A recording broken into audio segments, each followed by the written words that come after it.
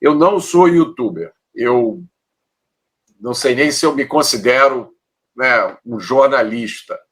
Eu sou uma pessoa profundamente preocupada com o Brasil, que tenho atividade política há bastante tempo, e sempre estive em busca de um caminho diferente para o país. Eu sempre achei que esse país pode ser muito mais do que ele sempre foi. Sempre achei que a gente pode dar um futuro muito melhor para os nossos filhos e até para nós mesmos, né? E isso que eu sempre busquei, é isso que eu sempre busco e procuro manter coerência em todos os momentos com os meus ideais, com os meus conceitos. Eu evoluo, eu mudo, não estou parado. Quando eu comecei na vida política, lá atrás, há muito tempo atrás, né, quando eu era jovem, eu acho que eu poderia me descrever, né, quando eu tinha 18 anos, como de centro-esquerda ou esquerda, como, infelizmente, quase todo jovem acaba sendo por falta de alternativa. Depois, quando eu comecei a me envolver com política, na época do Partido Novo, eu abracei completamente o liberalismo. Eu entendi as coisas muito importantes que o liberalismo tem a dizer. E depois, com a minha evolução, principalmente com a experiência prática na política, eu me tornei um conservador. Mas eu me tornei um conservador como consequência das coisas que eu descobri.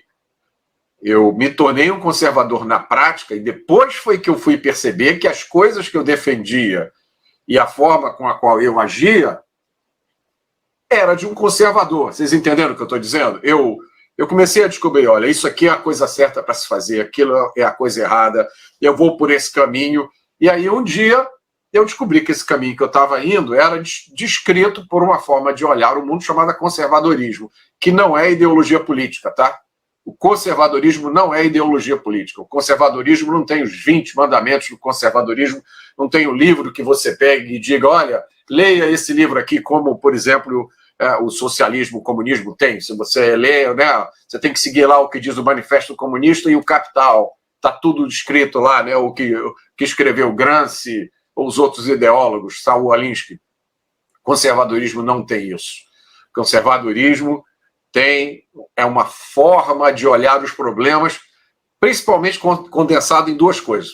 Uma o conservador, ele é essencialmente antirrevolucionário. Então, se você é conservador, você não acredita em revolução. Você não acredita... agora, precisamos destruir tudo, acabar com tudo, vamos mudar tudo, começar do zero. Vamos mudar até o nome dos dias da semana e dos meses do ano, como fizeram na Revolução Francesa. Se você é conservador, você não acredita nisso. Tá? Só existem duas revoluções que o conservador respeita. A primeira é a Revolução Gloriosa, né? Que tudo bem, foi uma revolução, né? Mas a Revolução Gloriosa foi a revolução na Inglaterra que colocou limites no poder do rei. Foi isso que ela fez. A partir daquele momento na história do Reino Unido, o parlamento é que manda no país, né? O rei ficou como uma figura representativa do Estado, mas o governo mesmo é do parlamento. A outra revolução que o conservador respeita também não é uma revolução, que é chamada de revolução, a Revolução Americana, que na verdade foi um movimento de independência. O povo, né, unido, disse, chega, daqui por diante eu vou ser dono do meu próprio nariz. Fizeram aquele documento lindíssimo, a Declaração de Independência Americana. Eu sugiro a vocês, quem não conhece, depois dê um Google e leia. É um documento, eu acho que é o único documento na história da humanidade que diz que o homem tem direito à busca da felicidade.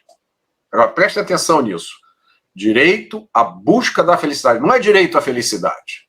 Nenhum governo tem o poder de te dar a felicidade. Olha, está agora na Constituição que você tem direito a ser feliz. É mais ou menos o que a nossa Constituição diz, né?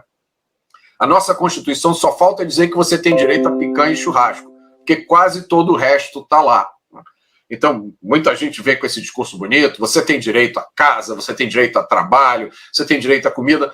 Cara, se alguém precisa trabalhar para produzir a comida que você vai comer, então a comida que você vai comer não é um direito, é uma conquista sua, que você conquista com o seu trabalho, com o seu esforço. Lógico, A sociedade precisa ter mecanismos para evitar que, se por um acaso você não tiver a condição de trabalhar e ganhar o seu sustento e ter produzir a sua própria comida ou comprar, você não pode morrer de fome. Então, esses mecanismos precisam existir. Margaret Thatcher descrevia isso de uma forma muito legal.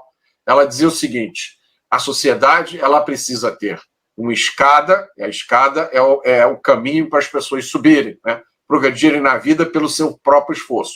Cada um sobe na escada até onde quiser, até onde puder. E a sociedade precisa também ter uma rede, porque ninguém pode cair lá para baixo. Então, né, você precisa ter mecanismos de garantia de um mínimo de segurança para as pessoas. Mas não é colocar na Constituição que todo mundo tem direito a picanha e churrasco, todo mundo tem direito a uma casa com piscina, todo mundo tem direito a carro, todo mundo tem direito a um bom emprego. Isso não existe. Essas coisas são conquistas nossas. E o outro lado, então, a primeira coisa de ser conservador é ser não revolucionário. A segunda coisa é a política da prudência. O que é a política da prudência? O conservador acredita em mudar, em progredir, em melhorar, claro, mas sempre de forma prudente, de preferência mudando para coisas que já foram testadas e que se prova que funciona, que já se provou que funciona. Vou dar de novo aquele exemplo que eu gosto, né?